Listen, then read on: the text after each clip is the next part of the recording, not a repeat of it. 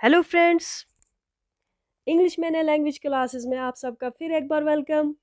इस वीडियो में हम जानेंगे नाउन फ्रेज के बारे में। जी हाँ, नाउन फ्रेज जो कि एक टाइप ऑफ फ्रेज है, बहुत ही इंपॉर्टेंट टॉपिक है। इसको सीखेंगे हम बहुत ही अच्छे तरीके से और आप पूरी लाइफ इसको नहीं भूलेंगे, आई अश्योर यू। बस आप वीडियो को एंड तक देखें। फ्रेज की डेफिनेशन तो हमने पिछले वीडियो में डिस्कस की थी एग्जाम्पल्स के साथ कि फ्रेज सिंपली एक ग्रुप ऑफ वर्ड्स होता है। Group of words, yes, more than one word. इसकी कुछ मीनिंग होती है बट नॉट कंप्लीट मीनिंग। तो ये जो फ्रेज है इसके बहुत सारे टाइप्स है। नाउन फ्रेज है, एडजेक्टिव फ्रेज है, verb phrase, adverb phrase, prepositional phrase. तो उनको हम आगे डिस्कस करते जाएंगे। फिलहाल हम इस वीडियो में पढ़ेंगे नाउन फ्रेज के बारे में। नाउन फ्रेज जैसे कि नाम से ही पता चलता है, it's a group of words which functions as a noun. Noun phrase है, मोर देन वन वर्ड जब होते हैं एंड फंक्शन इनका होता है नाउन का, तो इसको हम बोलते हैं नाउन फ्रेज। तो नाउन फ्रेज काम कर सकता है सेंटेंस में एज अ सब्जेक्ट, और it can act as the object, और sometimes it can act as complement. Noun phrase का जो रोल है सेंटेंस में, कभी सब्जेक्ट का हो सकता है, कभी ये परफॉर्म करेगा एज ऑब्जेक्ट, और at times it can act as the complement in a sentence. वो हम आगे देखेंगे कहाँ पे सब्जेक्ट का रोल करता है, कहाँ पे ऑब्जेक्ट और कॉम्प्लीमेंट का रोल परफॉर्म करता है। कुछ एग्जाम्पल्स हैं जिनको हम डिस्कस करेंगे। सबसे पहले, the manager interviewed all the applicants on Tuesday. Reema was successful applicant, the teacher punished him। तो यहाँ पर मैंने जो वर्ड्स अंडरलाइन की है, द मैनेजर, ये यहाँ पर नाउन फ्रेज है।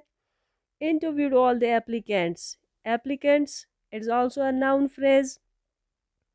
नेक्स्ट सेंटेंस में, Reema was successful applicant, these encircled words are also noun phrases। Next example में, द टीचर punished him, तो इस सेंटेंस में द टीचर और जो हिम वर्ड है they act as noun phrase. तो नाउन फ्रेज सिंपली इस सेंटेंस में देखेंगे, the manager interviewed all the applicants on Tuesday. इसमें जो मैनेजर है, द मैनेजर, इसमें दो वर्ड्स एक्चुअली यूज हुए, एक तो डेफिनेट आर्टिकल द और इसके साथ एक नाउन द मैनेजर। तो इस तरह से बनता है noun phrase.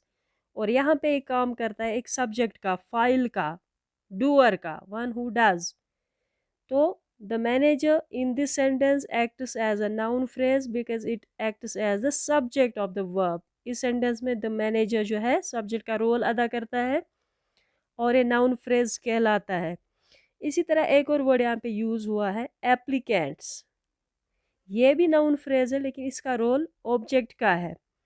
Reema was successful applicant. इस सेंटेंस में अगर देखेंगे, रीमा जो है कि एक नाउन फ्रेज है, सिंगल वर्ड ही है लेकिन नाउन का काम करता है, तो हम इसको नाउन फ्रेज कहेंगे। सक्सेसफुल एप्लीकेंट, एप्लीकेंट जो है ये यहाँ पर कॉम्प्लीमेंट है। क्यों कॉम्प्लीमेंट है वो हम आगे देखेंगे। Reema was the successful applicant, क्योंकि ये वर्ड जो है सक्सेसफुल एप्लीकेंट, ये सेंटेंस को कंप्लीट करता है। रीमा वॉज, जब तक इसको नहीं लगाएंगे हम द सक्सेसफुल एप्लीकेंट, इस सेंटेंस की मीनिंग यील्ड नहीं होती है, पूरी नहीं होती है। तो इसलिए ये जो वर्ड एप्लीकेंट है, जो कि एक नाउन है, नाउन फ्रेज है, लेकिन काम करता है सेंटेंस में कॉम्प्लीमेंट का, because it completes the meaning of the sentence.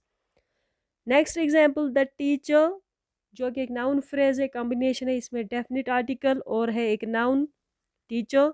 Punished him, तो हिम जो है ये भी एक नाउन फ्रेज है, सिंगल वर्ड का है, यहाँ पर प्रोनाउन यूज हुआ है, तो हिम यहाँ पे काम करता है एज एन ऑब्जेक्ट।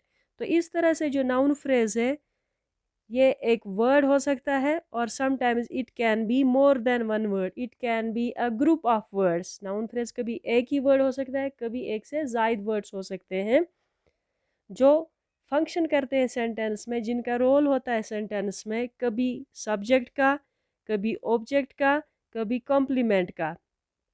अब आगे देखते हैं,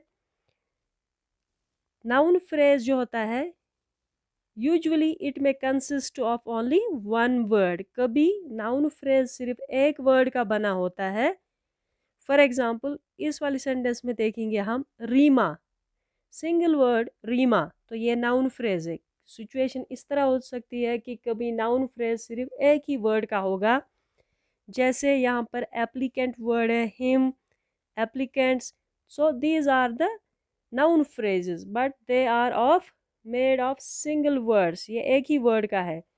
तो जो वर्ड जो होता है नाउन फ्रेज में वो या तो नाउन होगा या फिर प्रोनाउन होगा। तो इस तरह से हमारा जो नाउन फ्रेज होता है it can be either a single word और it can be a group of words. अगर ये सिंगल वर्ड होगा तो ये नेसेसरीली या नाउन होगा या फिर प्रोनाउन होगा, क्योंकि इसको काम करना है नाउन का, इसलिए नाउन या प्रोनाउन का होना इस फ्रेज में बहुत ही इम्पॉर्टेंट है, बहुत ही ज़रूरी है।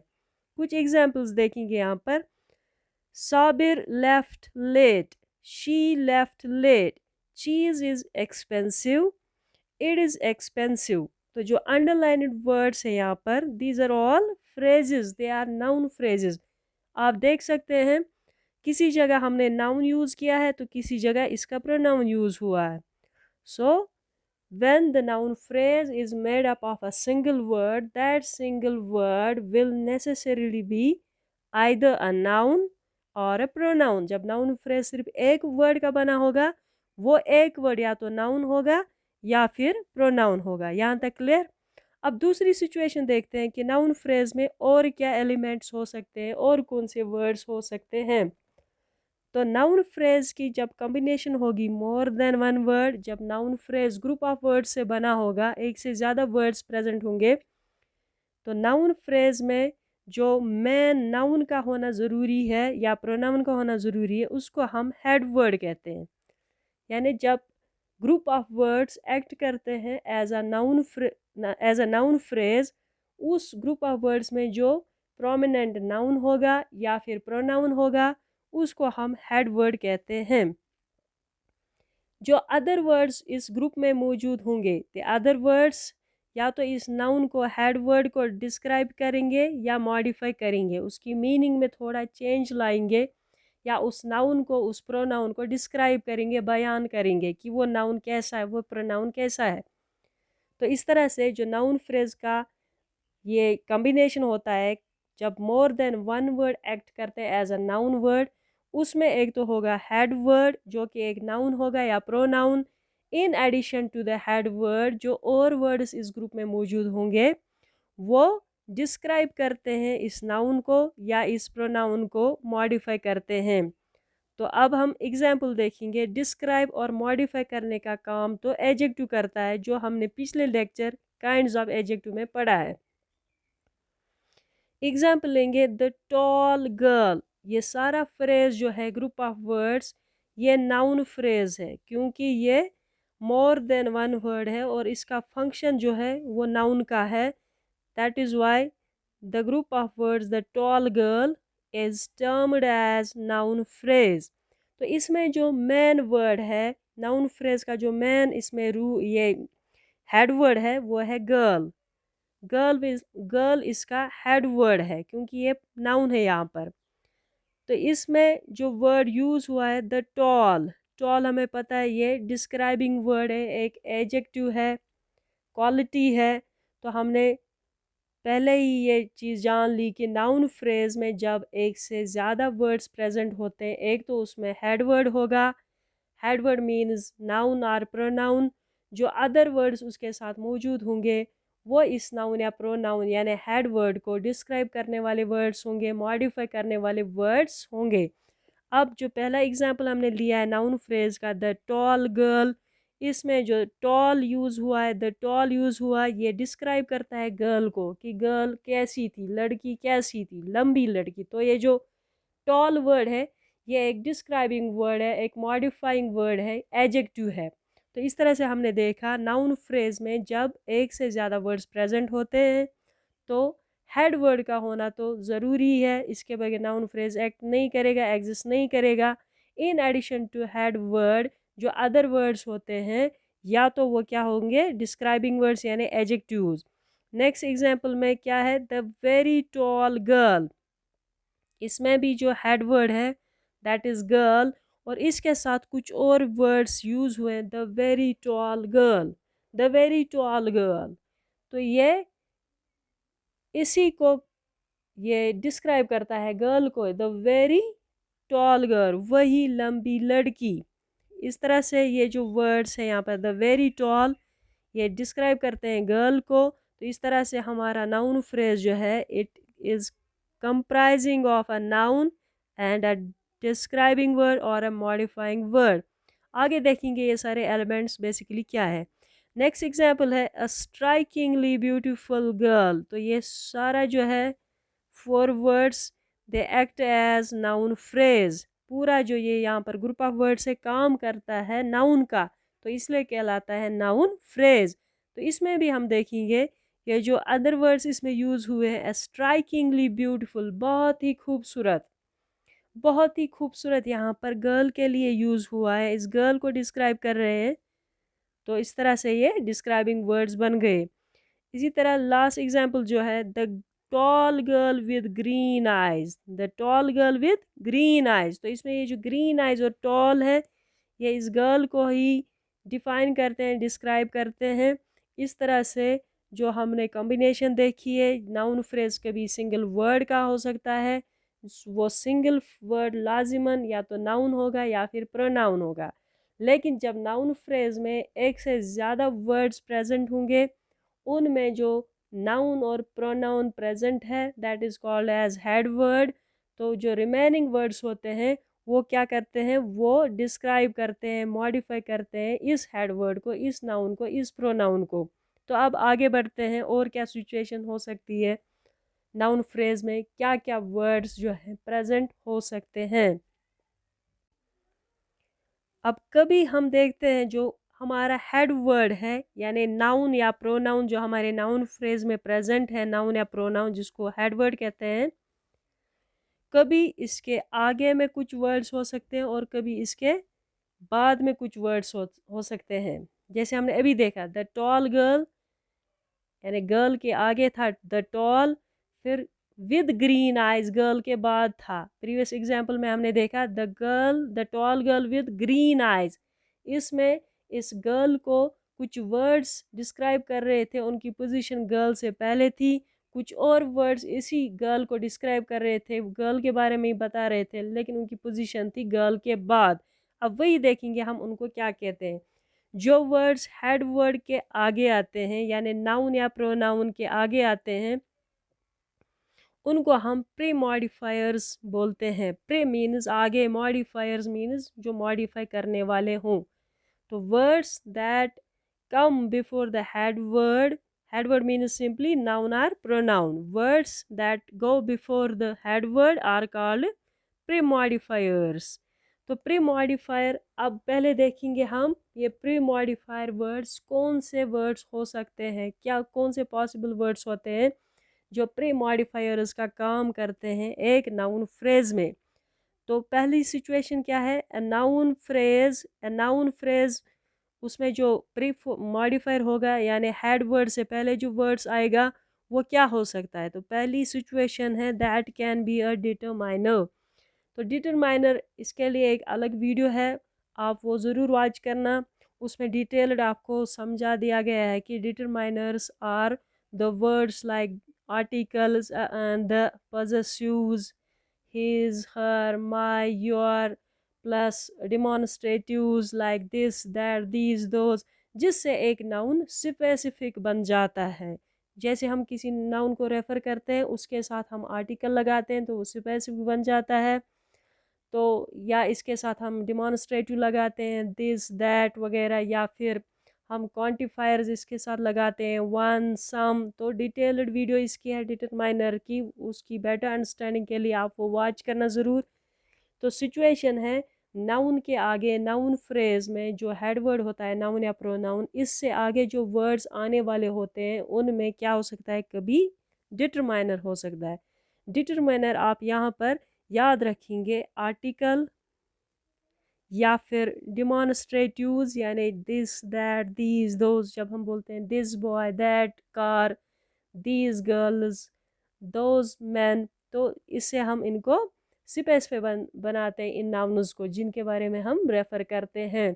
तो इनको डिटरमाइनर कहते हैं। या तो हमारे नाउन फ्रेज में नाउन के साथ एक डिटरमाइनर होगा, इनमें से कोई एक वर्ड्स, डिटरमाइनर्स की जो लिस्ट है उनमें से कोई एक वर्ड जब नाउन के साथ यूज़ हुआ होगा, नाउन के आगे जिसको हमने प्लेस किया होगा, तो हम उनको प्री मॉडिफायर्स कहते हैं।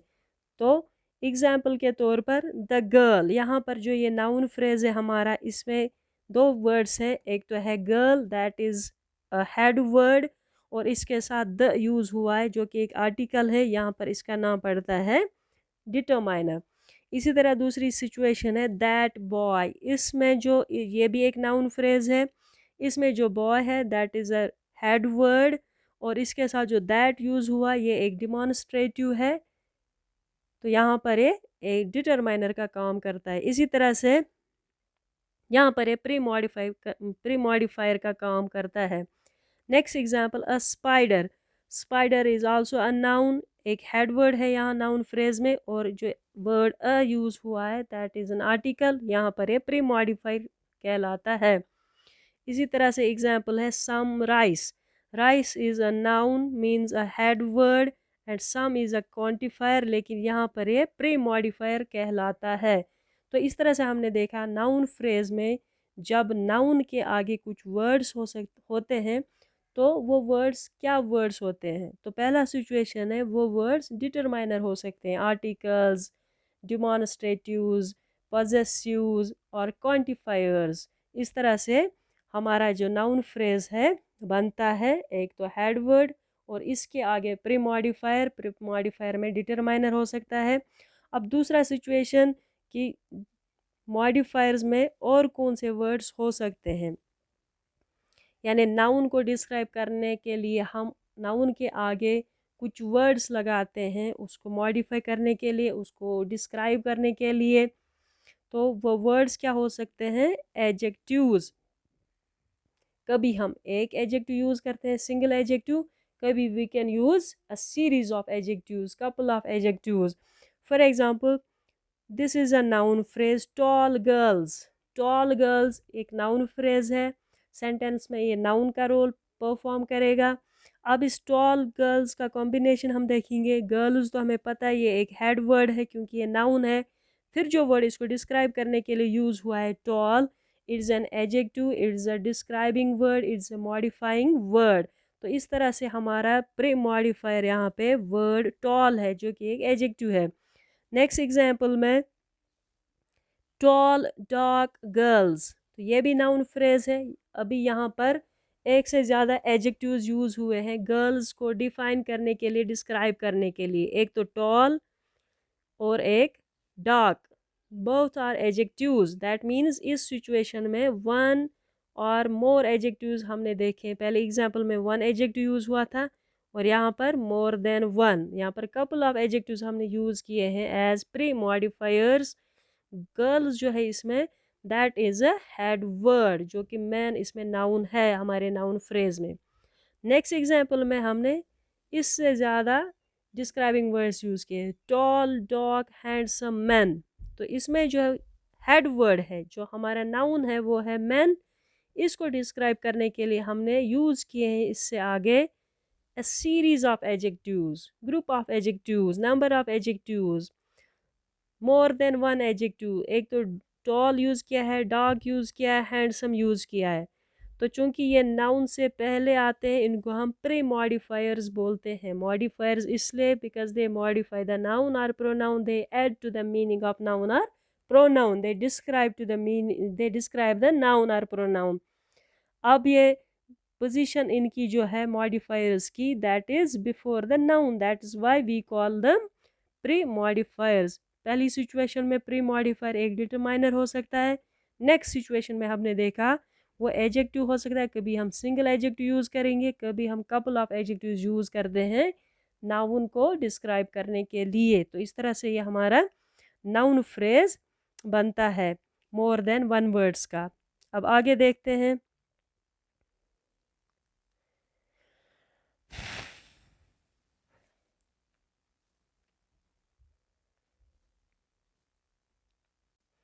दूसरा सिचुएशन क्या है,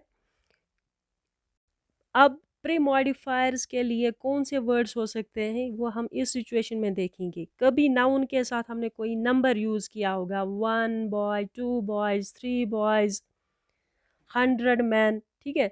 तो इस तरह से हम नंबर के लिए कोई वर्ड यूज़ करेंगे नाउन के साथ, या फिर एक और नाउन जोड़ेंगे नाउन के साथ, या फिर प्रेजेंट पार्टिसिपल जोड़ते हैं यानी इंग फॉर्म, या फिर पास्ट पार्टिसिपल ऑफ वर्ब यानी वर्ब का थर्ड फॉर्म नाउन के आगे हम लगाते हैं। हम अब एक एक करके हम ये सारी सिचुएशंस देखते हैं। जो हमारा पहला नाउन फ्रेज है यहाँ पर 3 days।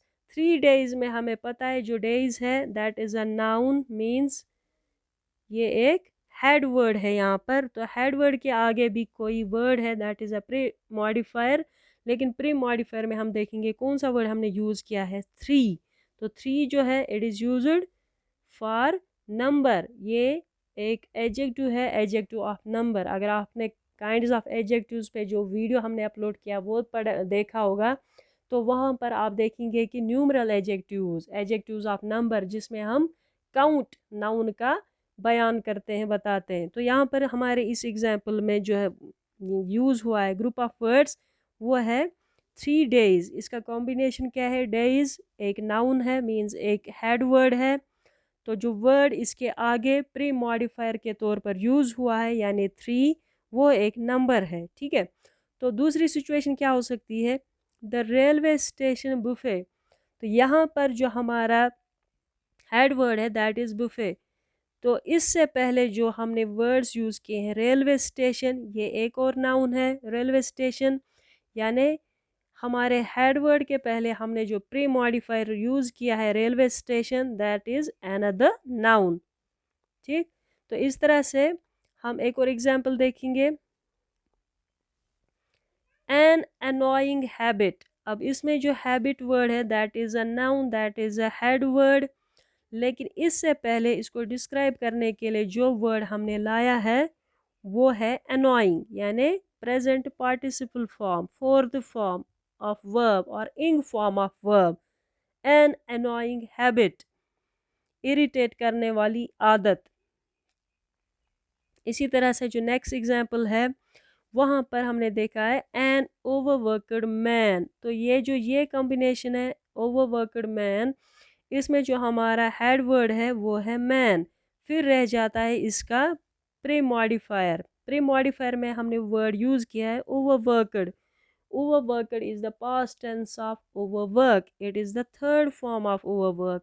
तो हमारे प्री मॉडिफायर में हमें यहाँ पर नज़र आता है एक पास्ट पार्टिसिपल ऑफ वर्ब, यानी वर्ब की जो थर्ड फॉर्म है वो यूज़ हुए एज प्री मॉडिफायर।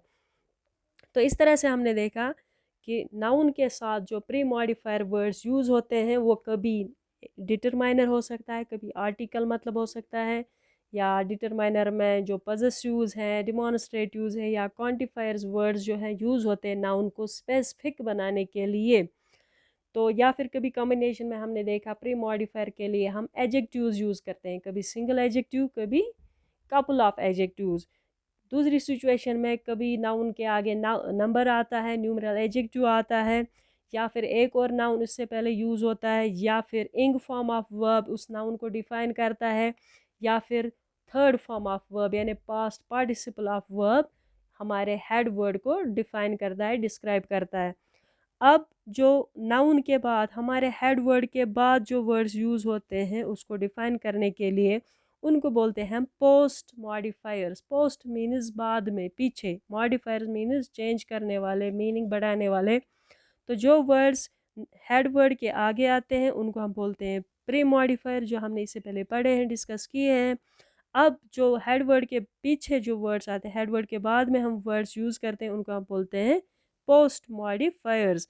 तो ये हमारा जो नाउन होता है, हमारा हेड वर्ड जो होता है नाउन फ्रेज में, उसको मॉडिफाई करने के लिए उसके बाद में जो हम वर्ड्स यूज़ करते हैं वो कैसे वर्ड्स होते हैं वो पढ़ेंगे अब हम। सबसे पहले जो हमें पोस्ट मॉडिफायर के तौर पर हेड वर्ड के बाद एक वर्ड नज़र आता है, एक फ्रेज़ नज़र आता है, वो है prepositional phrase. Prepositional phrase means noun phrase के साथ एक प्रीपोजिशन होता है। फॉर एग्जाम्पल ये वाला जो एग्जाम्पल है, the person in the corner, यहाँ पर जो द पर्सन है this is the head word because we are talking about this very person. ये यहाँ पर नाउन फ्रेज है लेकिन हेड वर्ड है, इसमें जो नाउन है द पर्सन ये हेड वर्ड है। अब इसके बाद में भी हमने कुछ वर्ड्स यूज़ किए हैं, group of words actually use किए हैं, तो ये पोस्ट मॉडिफायर कहलाते हैं, क्योंकि जो हेड वर्ड के बाद वर्ड्स आते हैं they are called as post modifiers. अब देखना है ये पोस्ट मॉडिफायर किस चीज़ का बना हुआ है। पोस्ट मॉडिफायर में हमने देखा है वर्ड द कॉर्नर यूज़ हुआ है, एक नाउन या नाउन फ्रेज, क्योंकि इसके साथ द भी है, बेसिकली ये यहाँ पर भी एक नाउन फ्रेज बनता है, इसके साथ एक डिटरमाइनर है द वर्ड जो यूज़ हुआ पहली सिचुएशन में हमने देखा था। अब इसके आगे हमने एक प्रीपोजिशन भी पाया यहाँ पर इन, तो इस तरह से ये बन गया prepositional phrase. Prepositional phrase simply means जब एक प्रीपोजिशन प्लेस किया जाता है नाउन फ्रेज के आगे वो कहलाता है प्रीपोजिशनल फ्रेज। तो ये प्रीपोजिशनल फ्रेज यहाँ पर इस हेड वर्ड को डिस्क्राइब करता है, तो इसलिए ये कहलाता है पोस्ट मॉडिफायर। अब next example, the view across the valley, the view across the valley, तो यहाँ पर जो हमारा हेड वर्ड है वो है द व्यू, ठीक है। तो अक्रॉस द वैली, इसमें द वैली जो है it is a noun phrase, लेकिन इसके आगे हमने वर्ड अक्रॉस लगाया जो कि एक प्रीपोजिशन है। इस तरह से ये पूरा जो ग्रुप है across the valley prepositional phrase बन जाता है, और इसको हम पोस्ट मॉडिफायर कहते हैं, क्योंकि ये हमें हेड वर्ड जो द व्यू है इसको मॉडिफाई करता है, क्योंकि इसकी पोजीशन व्यू के बाद में है, व्यू के बाद में आता है ये फ्रेज, इसलिए इसको पोस्ट मॉडिफायर कहते हैं। नेक्स्ट एग्जाम्पल है the house opposite the church, the house opposite the church. अब जो ये फ्रेज है यहाँ पर ऑपोजिट द चर्च, यहाँ पर जो हमारा हेड वर्ड है, मैं नाउन या प्रोनाउन है, वो है the house, that is the head word in this phrase. The house opposite the church, ये पूरा एक नाउन फ्रेज ही है, सारे वर्ड जो है ये फंक्शन करते हैं as a single noun phrase.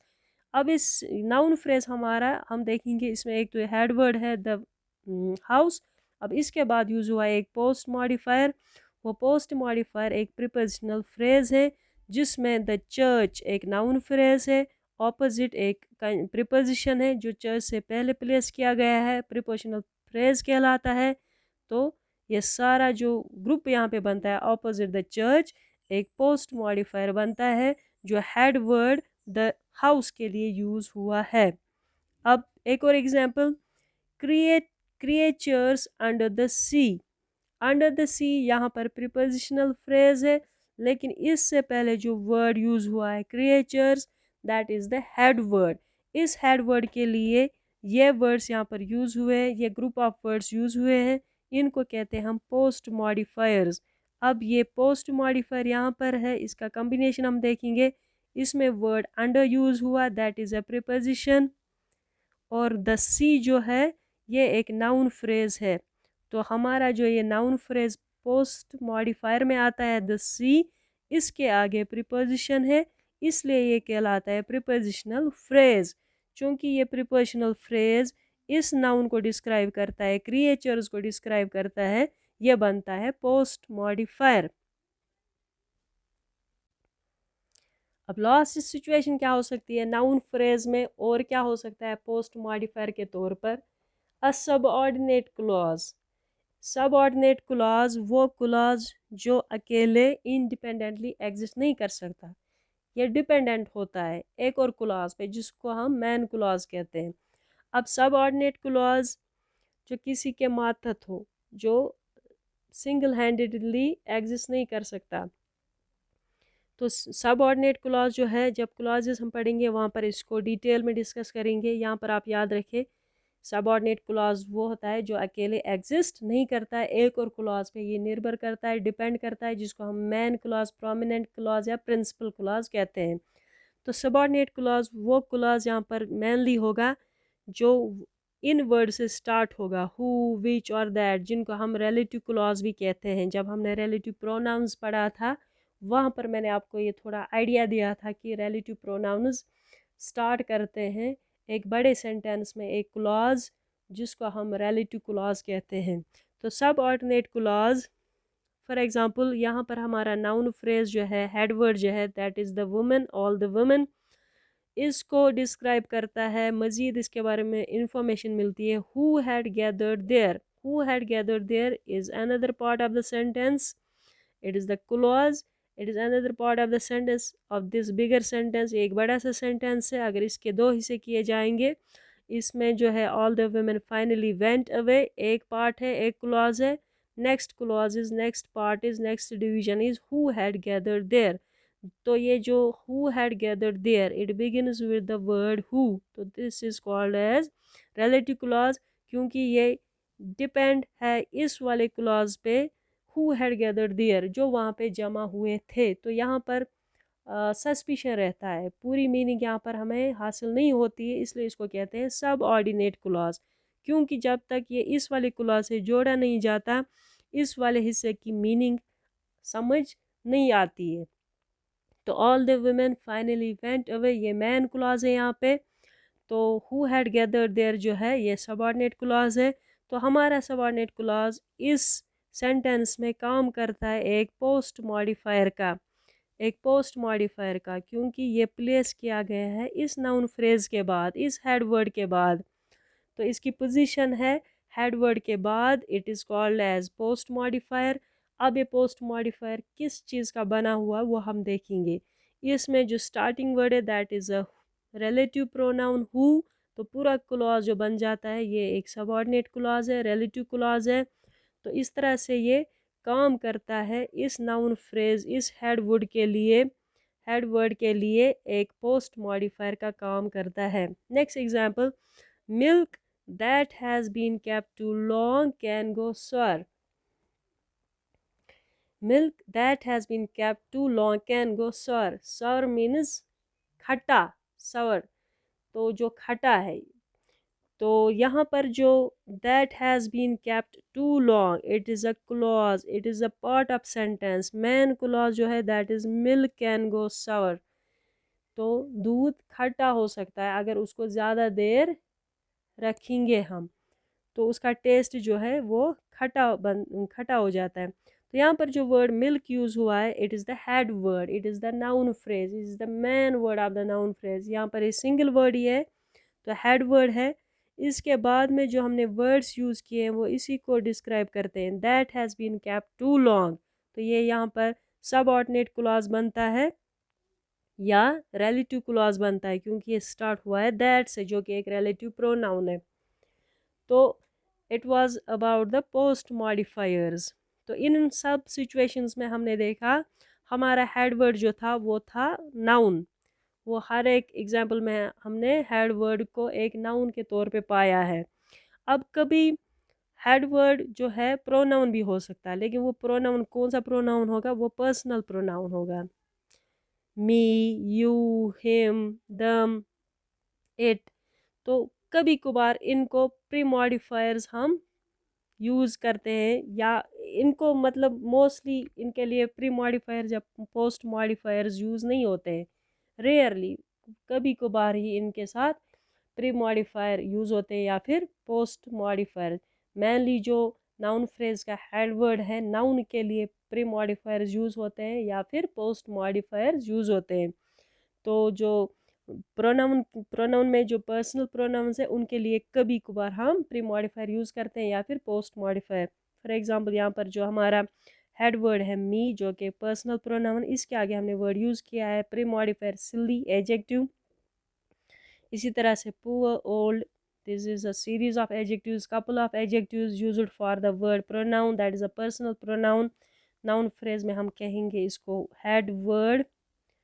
तो हेड वर्ड जो प्रोनाउन होता है very rarely it is pre modified और पोस्ट मॉडिफाइड।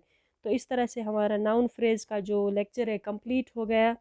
तो नाउन फ्रेज हमने डिफाइन किया है कि it is a word, single word or it can be a group of words that function as a noun in the sentence. तो noun phrase कभी एक word हो सकता है, कभी ग्रुप ऑफ वर्ड हो सकता है जो सेंटेंस में एज अ नाउन काम करेगा।